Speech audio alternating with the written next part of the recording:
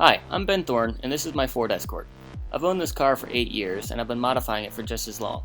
A few years ago, I decided to get serious. I installed a turbo, limited slip diff, some really light wheels, and a ton of other stuff. It was pretty quick, not perfect, but pretty quick. Recently though, I haven't been driving the car much, since I got a similarly quick daily, and since I'm not relying on the Escort to get around, I decided to devote some time to taking everything apart and building the car right. I dropped the transmission in a pretty quick time, but I'm not stopping there. It's time for the engine, which has racked up 180,000 brutal miles, 40,000 of which have been turboed, to get a long-deserved retirement, making room for its replacement.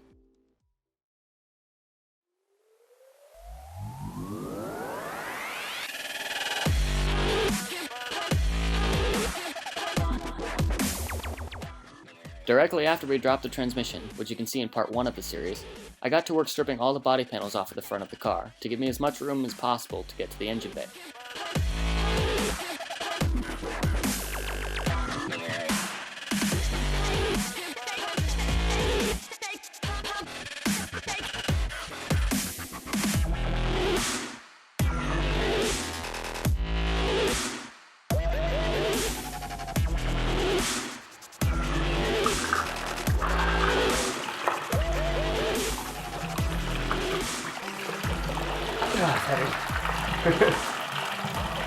So this is draining out of the engine, and this is draining out of the radiator.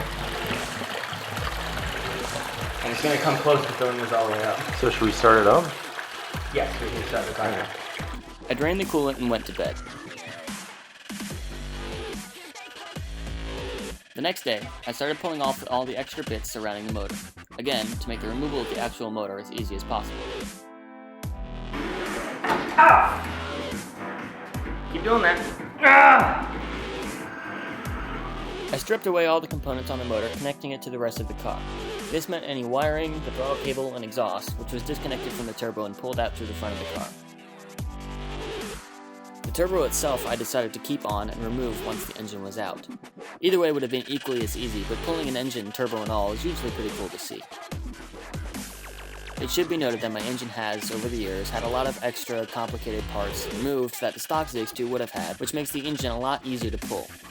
After loosening a few engine mounts and attaching the motor to the arm of the extremely sketchy Craigslist hoist, the motor was free.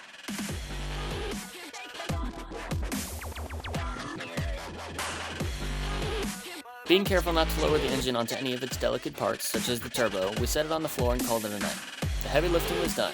Tomorrow I'll finish stripping everything else off the engine bay, and after that it'll be time to weld, sand, and paint. I'll see you next time.